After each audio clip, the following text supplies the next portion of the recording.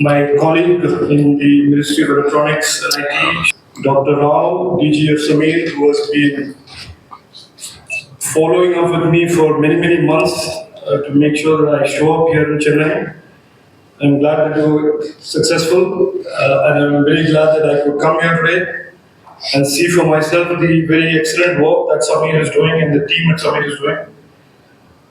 Thank you for inviting me for both the inauguration at the hospital and of the LANAC, and for these EMI capacity and capabilities that you have built. So congratulations to the team, congratulations to you. I don't want to make a long address. I know you're all very busy, but I will certainly share some perspective of our Prime Minister and our government in terms of deep tech and high tech R&D and where we see this going, why this is very important in our overall scheme of things. In 2015, when the Prime Minister launched Digital India, he laid out three visions. One is that technology should change the lives of all Indians, and that is through digital public infrastructure, UPI, India Stack, and so on and so forth. The second, he said, is that in India, the digital economy must become a larger part of our GDP. And the third, which is most relevant in this audience, was that India must go from being a consumer and importer of technologies to a producer and exporter of key technologies. So it is in that context today that Samir's work, CDAC's work, all of our organizations in the Government of India and the private sector and partnerships between our organizations in government and private sector have to be viewed. Technology is only going to intensify. The need for technology products and solutions is only going to accelerate in the coming years. And our Prime Minister has referred to the next 10 years as the India decade, a decade of technology opportunities. And increasingly softwareization of platforms, softwareization of solutions that range from wireless 5G, 6G, open RAN systems to healthcare, diagnostic systems, play to the strengths that we have in India. We have long been told that the advantages in the Western world in electronics design and electronics manufacture leave countries like us outside that cozy club of electronics innovators. So a decade ago, a decade and a half ago, when you wanted to talk about an MRI, you want to talk about cancer treatment, you want to talk about avionics, you want to talk about space, any complex system, you had to go running to some country and import it from there or import it from some company. And that whole model has been changed, is being changed, and will continue to be deeply transformed into one where we create deep capabilities in the country, in organizations like Samir, in organizations like CDAC, but deep, clear capabilities that translate into either IP or products or platforms.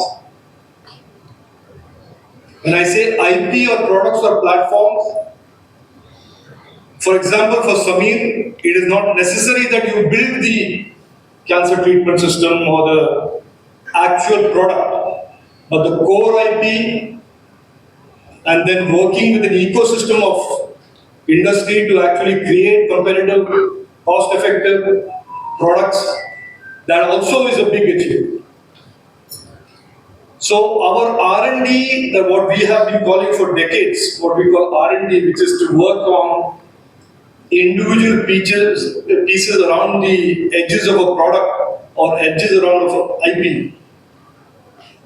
We are slowly but surely changing it to where the heart and soul of intellectual property of technology of a product or a platform or a device, we will create that capability here. We are creating that capability here.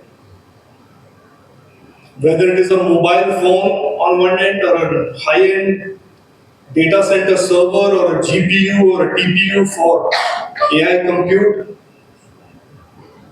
or it is an intelligent system that is driving the next generation of EV, silicon, or it is in the healthcare diagnostic treatment delivery system, like that we have seen today at the Cancer Institute. All of this at the heart have clearly powerful technology, and the recent unprecedented historic visit of the Prime Minister Narendra Modi ji to the US, which talks about India and the US working together to architect and build technologies in quantum, high performance computing, AI, semiconductor, electronics, critical materials, tells you that the world has now recognized that India is no longer just a consumer of technologies, India is now a partner, a respected partner, a partner that at an equal standing will work together with the world's technology leaders to architect and build and pave the future of technology. I will certainly share with you, especially the team at Samir, that I'm very impressed with what I saw today in the Adyar Cancer Hospital. And I would urge the Samir leadership to look to the next generation, the next variants of that product.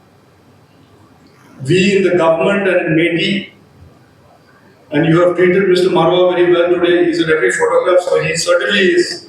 I'll be very happy to support you.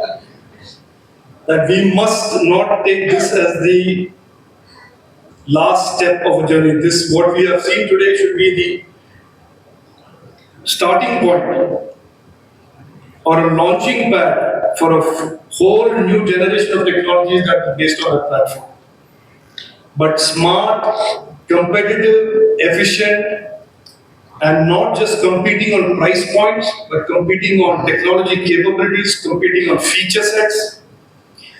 There is always this claim when a government R&D organization or a government design organization is asked to compete with the private sector, they always say, no, government bare bones technology but no features.